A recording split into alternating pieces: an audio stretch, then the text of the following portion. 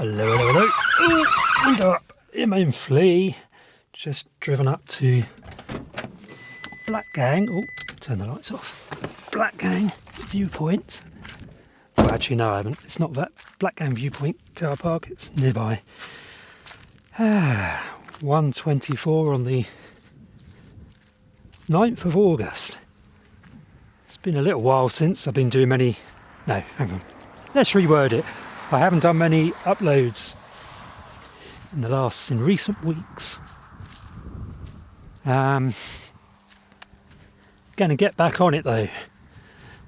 So yeah, the subfloor is basically done in the van, and what I'm going to do is build a bed. I've been really prevaricating, undecided about what kind of bed to build, how to build the bed.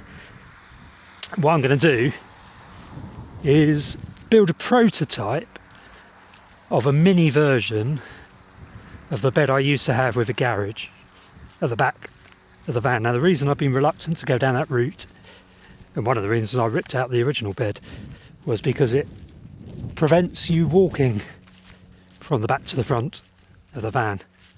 But I think I can live with that. I'm going to do a very narrow bed. Anyway, we'll come to that. I'm going to go back to the van in a minute and I shall illustrate what I mean. But for now, let's do a bit of birding. So, what date did I say it was? So it is the 9th of August. Is it really the 9th already? Yeah, it is. 1:26 PM. We are now right at the beginning of the bird migration period. So there will be migrant birds hanging around. Whether we'll see any... Oh, what's that over there? Stone chap. Fly catching from a fence post. So yeah, the bird migration is in full swing now. Okay, for us it's basically midsummer, for us humans. Us non-migratory species, although I am a migratory human.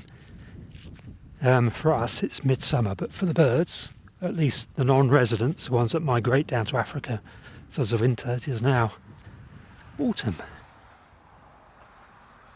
Just another stone chat.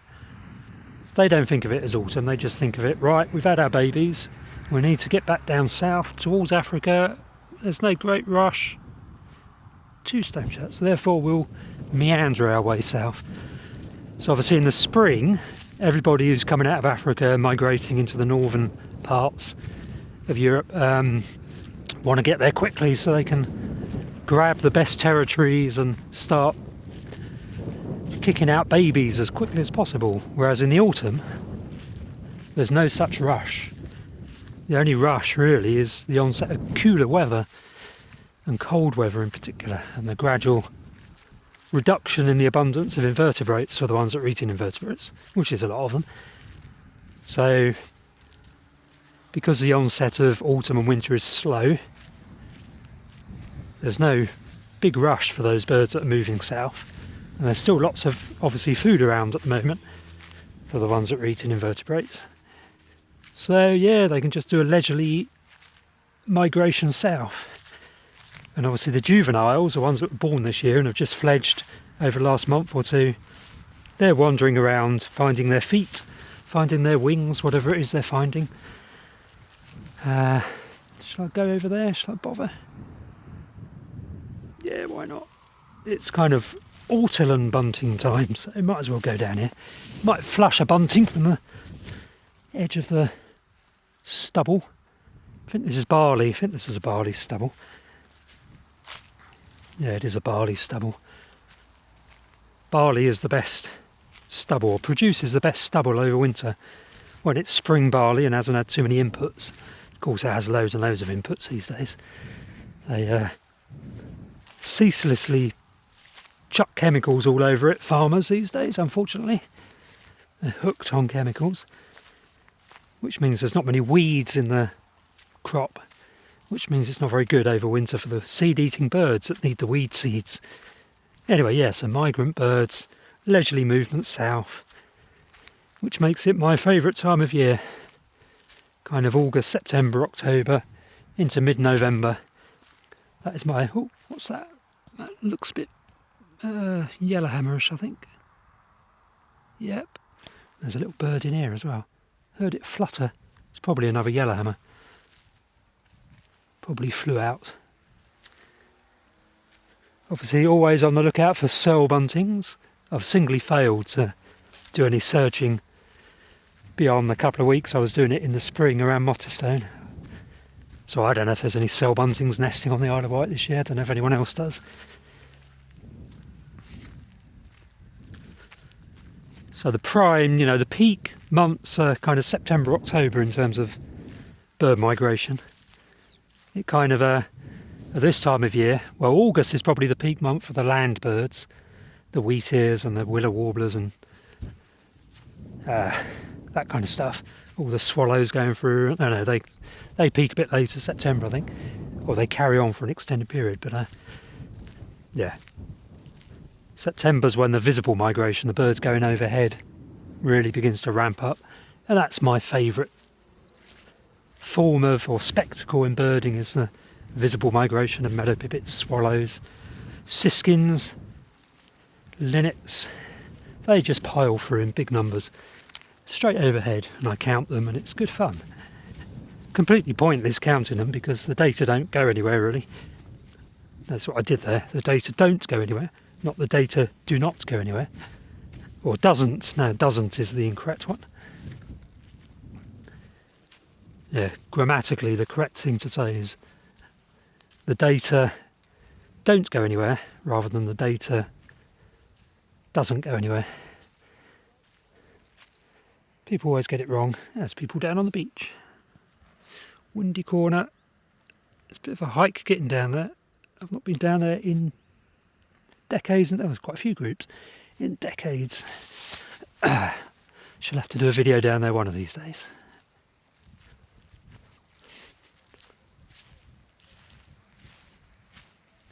So everything is tinder dry still. Tinder being the operative word. There's no sign of any rain on the horizon. The drought continues unabated for now. Clouded yellow butterfly there. Very nice. Let's just get a photograph for the thumbnail. I assume I'll remember to use this as a thumbnail. Is that another clouded yellow? No. There we go, that's rather beautiful.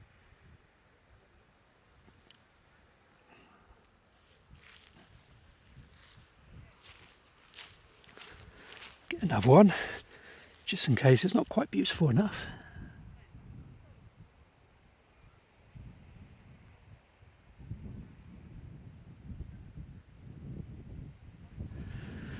That should do.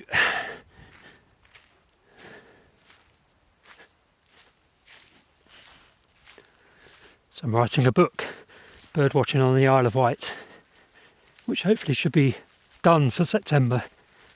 It's not a bad target really. I'm going to send myself a reminder about that.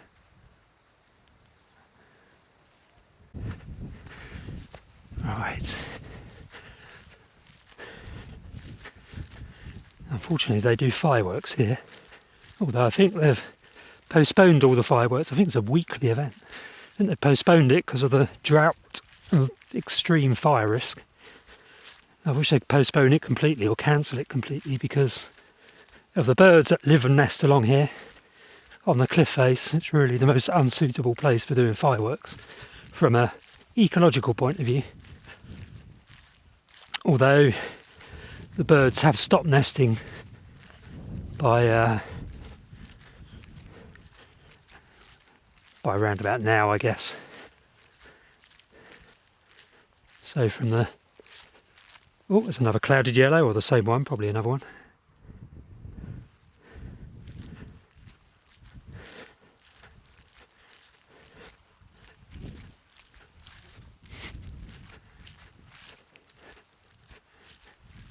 Just going to go to the end here, then head back to the car.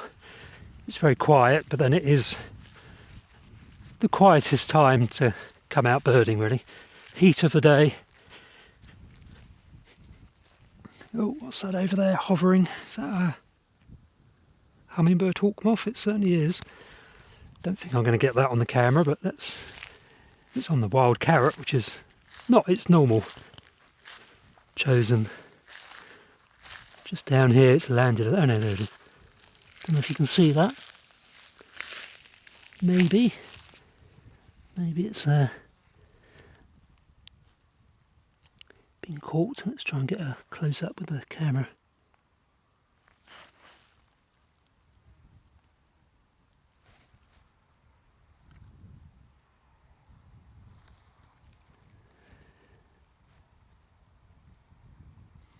Very cool.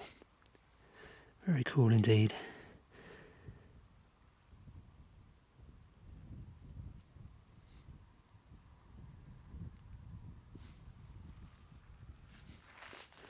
Nice.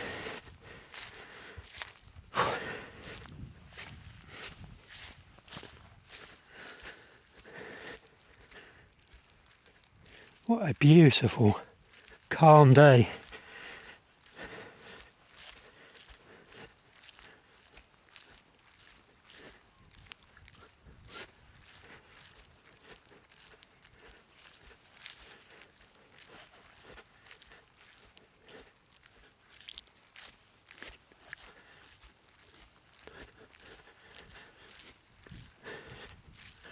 Kind of quite enjoy fireworks, but I kind of also would not be upset if they banned the damn things, because they're really bad for wildlife. People have dumped loads of firework related rubbish down here. Yeah, they're bad for the birds that are roosting in the woodlands below here. They don't bother to monitor the situation, to monitor whether they're doing harm. That's of no concern to these organisations. This is Blackgang Chine Leisure Park that does this firework display. I mean, a one-off firework display is one thing, but a weekly... Hang on, let's not go that way. Weekly fireworks through the summer is just not on. Especially up here on a kind of an iconic location, which is very rich in wildlife. They own the land, obviously, so they get away with it.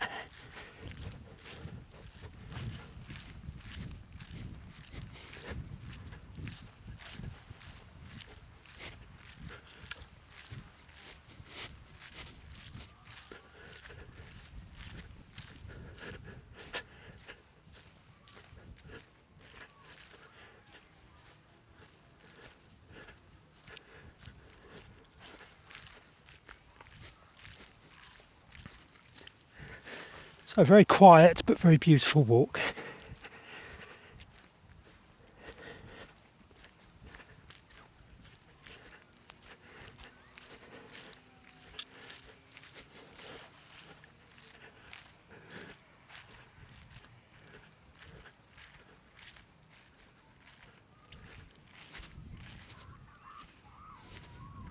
Just check rare bird alerts, see if there's any rare birds. Subalpine warbler, fair isle. There's a noisy blackgang chine down there. Still pretty melodious warbler on fair isle. Blue-cheeked bee-eater still up north somewhere. Isle of May, white-throated sparrow.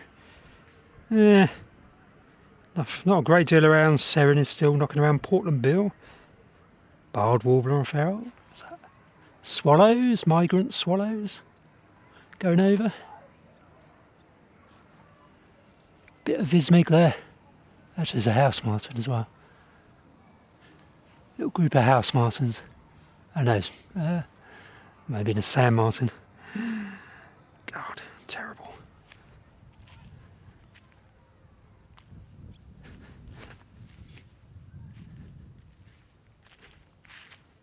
Wryneck at Langdon Bay.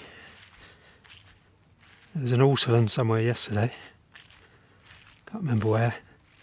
Woodchat shrike, Harwick, Unst. Some more swallows.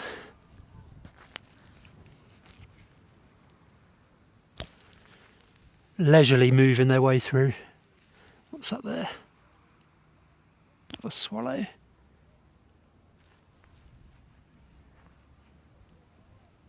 Our local swifts are basically gone now from Ventnor.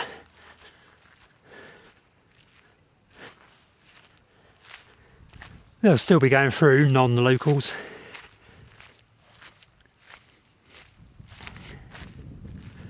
Yeah, so there we are. That was Blackgang. Yeah, let's hope the older bird migration ramps up from now onwards. Right, back to Flea. Then we shall get back to Raven the van, and we'll have a quick chat about the bed option that I think I'm going to prototype and attempt to sleep in it for a couple of weeks. And if I like it, then I'll settle on that bed design. Now there's these popular rails, Scorver rails, IKEA sell. They're £20 a piece for a rail, and I would need 2 of those if I use those to basically create the bed frame, which is probably not much cheaper than, not much more expensive than heavier timber. They're steel, so actually I don't know how their weight compares to a freebie, tuber free or something, but they'd obviously be more stable, a lot stronger than timber. But I've got loads of timber, including loads of freebie 2s, I think they are. So what do? Right, I'm not going to film the drive because I don't want to. So I'll see you at the van. Okay, we are in Raven, and this is basically what I've got in mind as a possibility. Essentially a narrow bed at the back. Obviously I've just put a bit of ply on some timber just to illustrate the point. Narrow, this is what will be wide enough for me. So if we say that ply is about the width, it would be, where's me tape measure, there it is. So roughly 32 inches. Yeah, 32 inches, so a bit over 2.5 foot wide in its narrow form. But then potentially, if I have a bench seat down here, which will probably be, I don't know, as wide as the wheel arches, the inside of the wheel arches, you can see that, with a backrest which is slightly sloping down here, but that can be pulled up like so to extend the bed by another foot maybe. Obviously the backrest would have a cushion on it, so I'd need to design the cushion so it basically is the same depth as the cushion on the bed, so they'd come up and meet each other flush up about here somewhere. And then obviously a bench seat down here. Now what you could do, what I might be able to do, is if this is hinged, this flips up and is held in place by something, probably some rails or something that slide out. And then the actual seat could also come up and close. So you basically have a much bigger box for storage, if I should ever need the big box for storage, and the bed over here. Tell me what you think in the comments section. So there it is with the bit of foam with a duvet cover over it. Just illustrates a bit further what I mean. Big load of garage space under there, which would be nice. Obviously I won't just put a sheet of ply under there. It'll have to have slats, lots of airflow.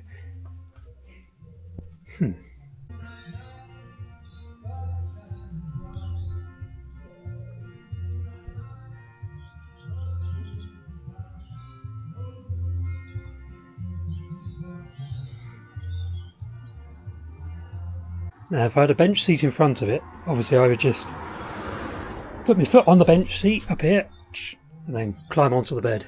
So getting onto it wouldn't be a problem. Let us see if I can get onto it or if it can hold my weight. Just see what it would look like with me sat on it quickly. May well break break everything, it may collapse underneath me. It's not going to be easy to get up onto it without the... Actually, let's see if I can fit. Whoa. So far, so good.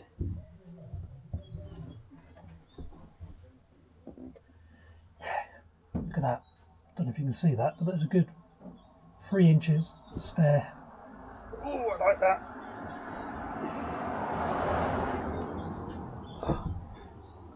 Oh. Very nice. Very nice indeed. Pretty cosy, to be honest.